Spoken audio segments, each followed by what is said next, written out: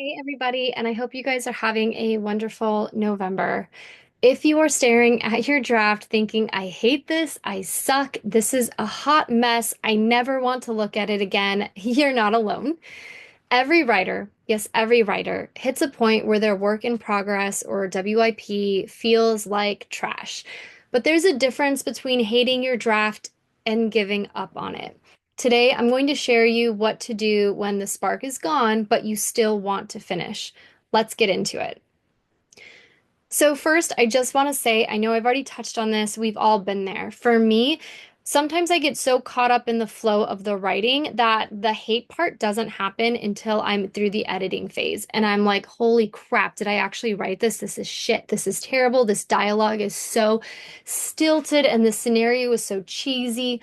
But I kind of push through it and I edit it and I make sure that as long as the story makes sense and I'm hitting the beats that I want to hit, I will give it to my betas or send it to my ARC team and I will get, for the most part, really great feedback. And then I think, okay, I'm too hard on myself. It's all in my head kind of thing. So that's kind of been my experience with it. So just know, again, you're not alone. Even if it's not while you're writing, sometimes it happens after the fact. So, here are some tips on, when you're going through it, whenever that is, what to do about it. The first thing is normalize it. Normalize this part of the phase. I don't like to call it the hate phase, but like maybe the frustrated phase or like the hot mess dumpster fire phase.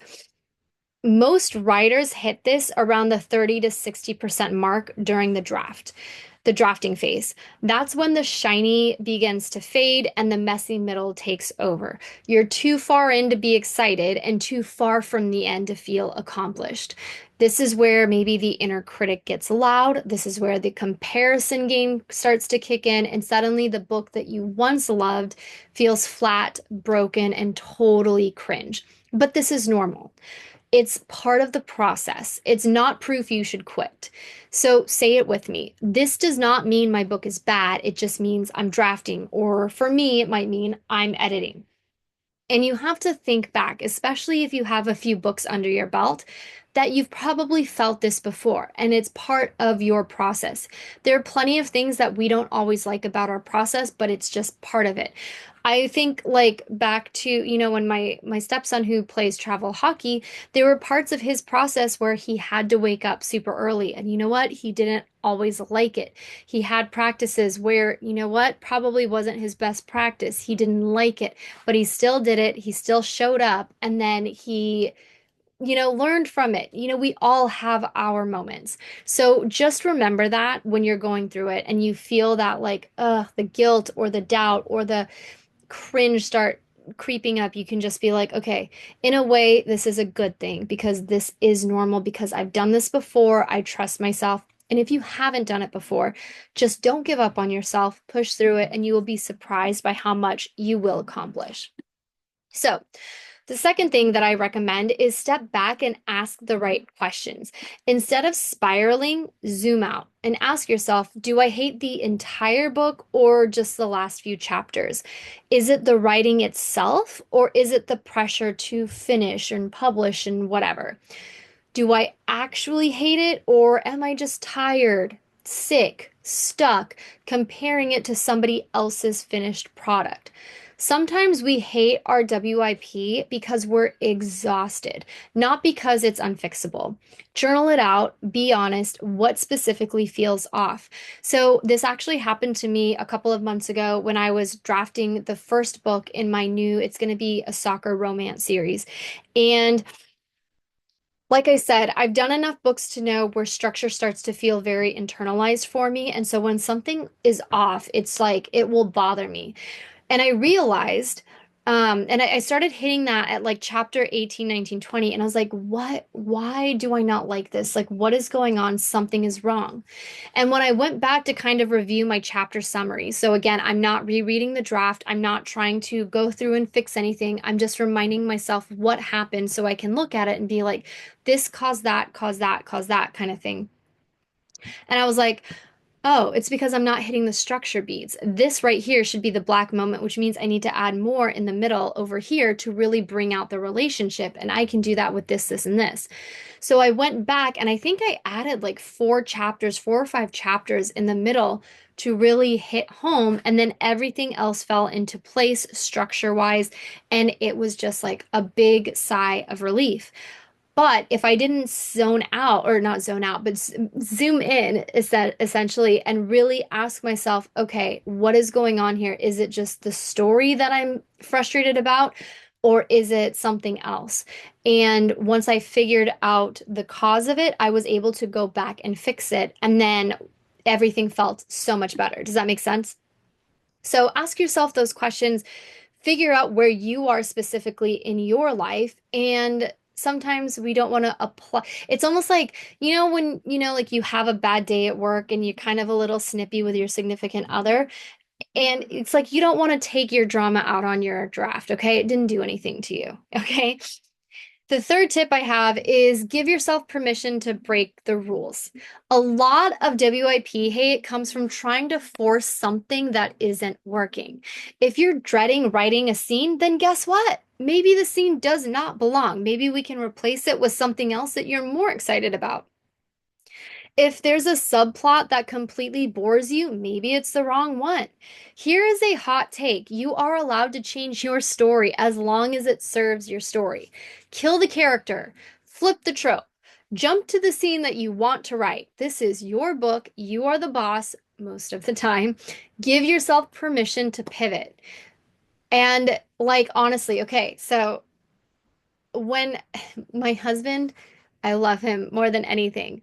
And he kept saying, you really need to write soccer. You need to write soccer. It's this thing. And I'm like, I don't know. A lot of international players fall all the time and then they cry about it, and that's not really alpha behavior. And he's like, okay, why can't you just write your characters alpha? And when I stopped and thought about it, I was like, why can't I? Why can't I bring masculinity back to soccer, right? Not that, I there are plenty of masculine soccer players. I'm not this one woman move. Anyway, you get what I'm saying. But I was like, you know what? Yeah, I can do that. Like, why can't I? And just having that sort of freedom and permission, it let me kind of explore and play. And then on top of that, I feel like there were times where, we don't have to get into the whole dark romance aspect. But if I started identifying as a dark romance author, I kind of would start questioning, can I have humor in this? Can this be funny? And then I was like, well, why does this have to necessarily fall under the dark romance umbrella? Why can't I just write whatever I want to write? If this is going to be more rom-com with a touch of darkness, that's allowed too. I'm allowed to do that.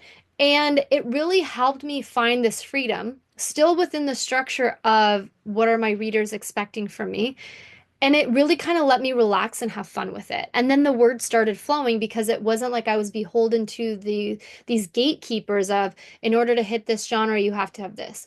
Or in order to write this, more niche category, this is why it doesn't sell. And it's like, well, but I don't have to write it like that? So just remind yourself you can break the rules. This is your story. Do what you want for the most part. We still have to look at it from a business frame of mind, but you know, you get what I'm saying. Know the rules so you can break them.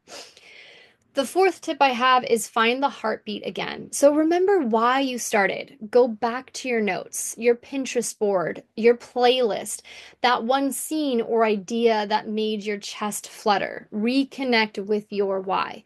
Ask yourself, what was the moment that made me fall in love with the story?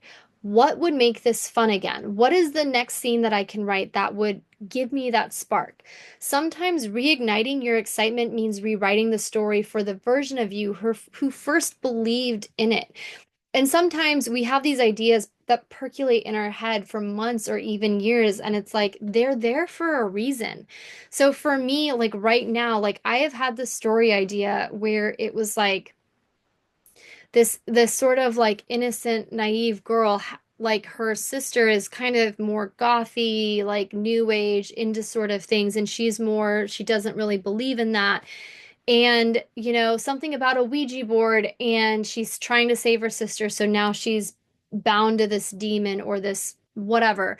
And it's like that has been sitting in my head for so long, and it's like, okay, how can I get this on? What can I write? What scene would be fun to write about this? Does that make sense? What's yours? Whether it's a story that you're 50% in on or you haven't even started yet, what can make you sit down today and write that? It doesn't have to be the first chapter. It doesn't even have to be a scene in the book. It can just be all the tropes or even scene ideas that you want in this book, and that might be exciting for you. So just think about it from that perspective.